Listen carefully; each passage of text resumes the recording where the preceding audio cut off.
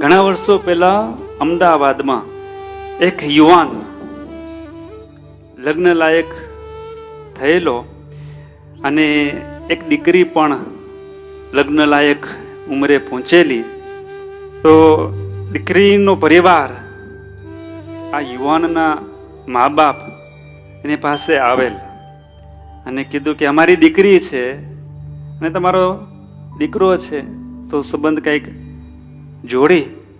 મા બાપ કીધું કે કાંઈ વાંધો નહીં, દીકરાને જ પૂછી લો. એટલે આ દીકરીનો પરિવાર ત્યાં દીકરાને મળ્યા અને એની સાથે વાત કરી. બધી બંનેને ગમી ગયું. છોકરાને પણ છોકરી ગમી ગઈ, છોકરીને એનો પરિવાર છોકરાને પણ પસંદ કર્યા. બધી વાતે બધું બરાબર. પણ જે આ છોકરીનો પરિવાર હતો ને, એના મા બાપ એને એક વાત ખૂંચી કે આ યુવાન સ્વામિનારાયણ સત્સંગી હતો. એને એમ થયું કે અત્યારે આપણે આ વાત ખોલી ન કરી, પછી આગળ જતા કે શું. સગાઈ થઈ અને હવે તો લગ્નની તૈયારી કરવાની હોય. બંને પરિવાર ભેગો થયો અને ત્યારે આ દીકરીના પરિવાર એ વાત ખુલ્લી કરી અને કીધું કે જો તમારા દીકરો બધી રીતે બરાબર છે, પણ આજે સ્વામિનારાયણનો અનુયાયી છે ને, તો અમારા સમાજમાં એ મેળ પડશે નહીં. જો તમારો દીકરો એ સ્વામિનારાયણ ધર્મને છોડી દે તો અમે તમને અમારી દીકરી આપી. એટલે આ યુવાન છે ને, એક વીજળીના ઝાટકાની જેમ જવાબ આપ્યો. દીકરીના પરિવારને એમ કે કંઈક સમાધાન થશે, પણ યુવાન ઉભો થઈને કે તો તમે રજા લઈ શકો છો. બોલો દરવાજો ઝાટકો જ માર્યો. કઈ સમાધાન ની કઈ વાત નહીં કે હાલો થોડુંક અમે રાખી, થોડુંક તમે રાખો, નહીં. સત્સંગી દીકરો ન જોઈતો હોય એના સાથે કઈ મંત્રણા કરવાના હોય. પાણીનું ન પૂછ્યું તો તમે જઈ શકો છો. બધા આશ્ચર્યને પામી ગયા હો. ઓલો પરિવાર પણ ઉભો થઈને છનમાને નીકળી ગયા. અઠવાડિયું થયું અને દીકરીના પક્ષવાળા એક પ્રતિનિધિ મોકલેલા કે એને તમે સમજાવો, કેમ કે છોકરો જવા દેવા જેવો નથી.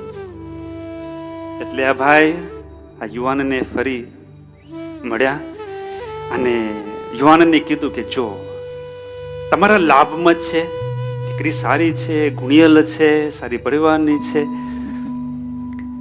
જો એને કાંઈ વાંધો નથી, આ સમાજનો પ્રશ્ન છે.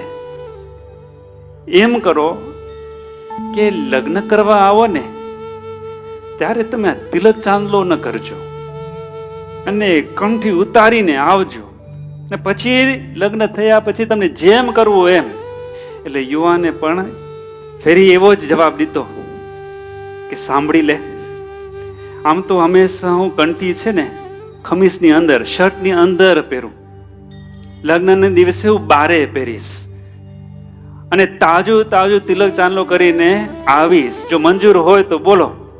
આ ભાઈ ઊભા થઈને ચાલે ગયા.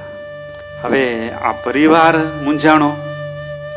છોકરો સારો છે, કમાય છે, ગુણિયલ છે, નિર્વ્યસની છે. હવે આવા નિર્વ્યસની છોકરા મળવા બહુ અઘરું છે.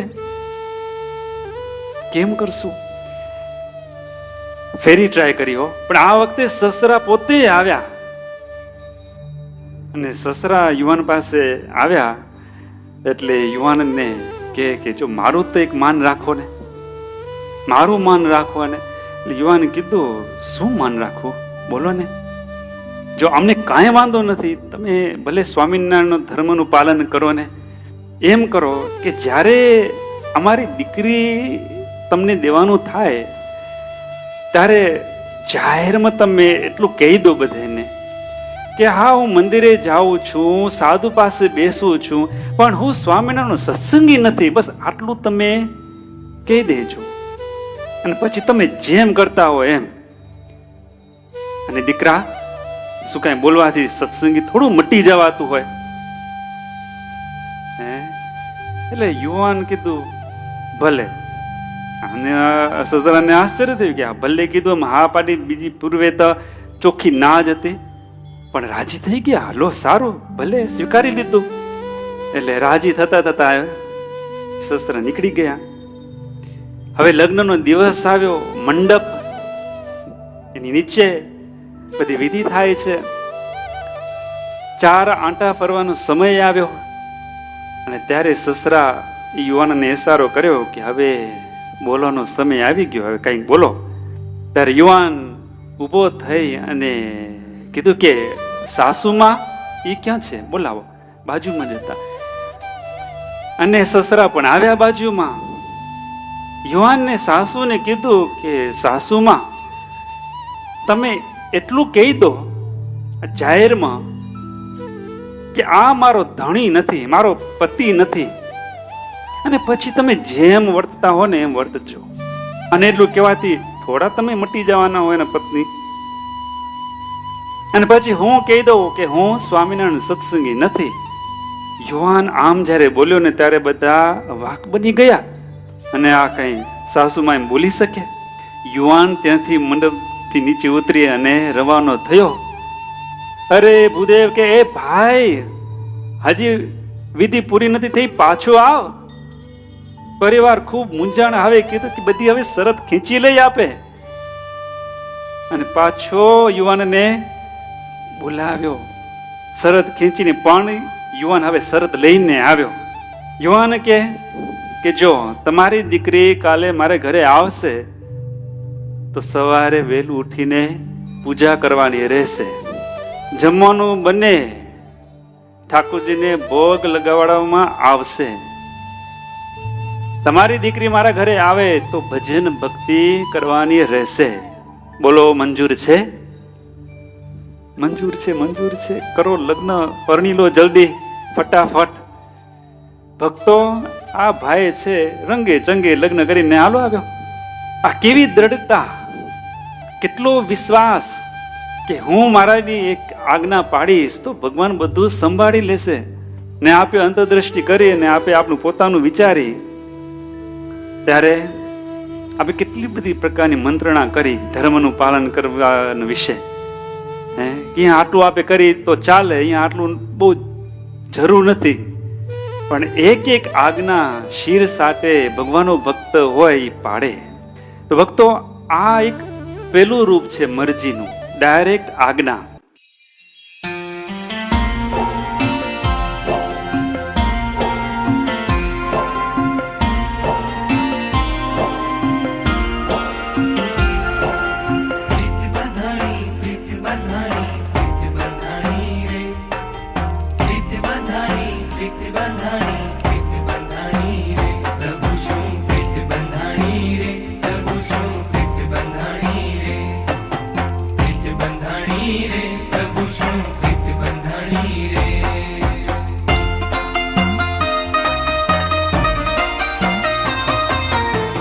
પ્રભુ શું પ્રીતડી બંધાણી રે, પ્રભુ શું પ્રીતડી બંધાણી રે, પ્રભુ શું પ્રીતડી બંધાણી રે, પ્રભુ શું પ્રીતડી બંધાણી રે.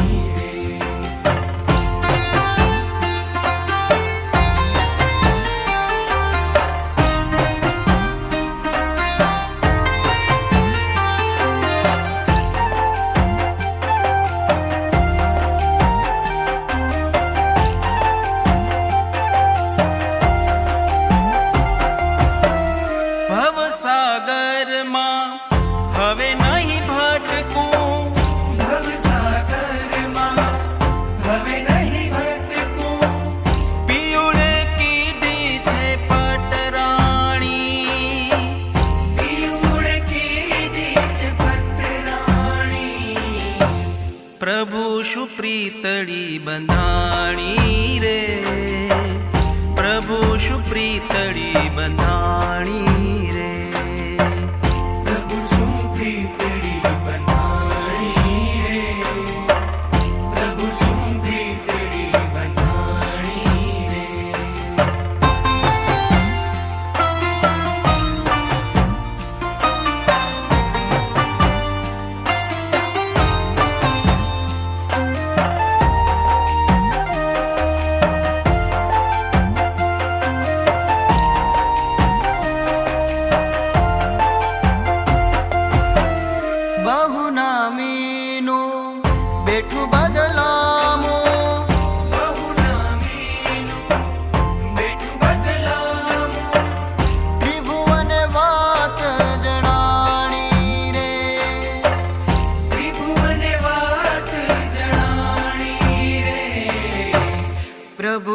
સુપ્રીતડી બંધાણી રે, પ્રભુ સુપ્રીતડી બંધાણી રે, પ્રભુ સુપ્રીતડી બંધાણી રે, પ્રભુ સુપ્રીતડી બંધાણી રે.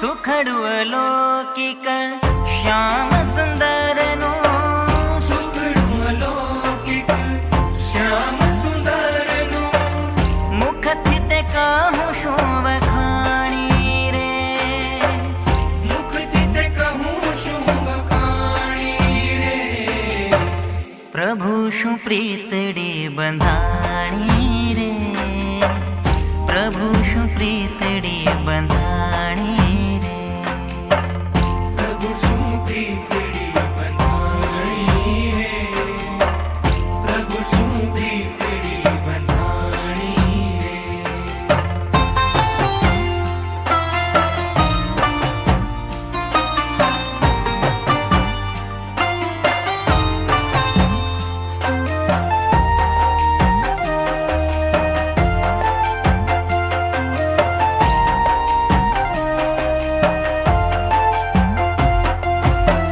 મુક્તાનંદ બાય ગ્રહી બળવંત, મુક્તાનંદ બાય ગ્રહી બળવંત, લીધી ભવજળ માંથી તાણી રે, લીધી ભવજળ માંથી તાણી રે, પ્રભુ શું પ્રીતડી બંધાણી રે, પ્રભુ શું પ્રીતડી બંધાણી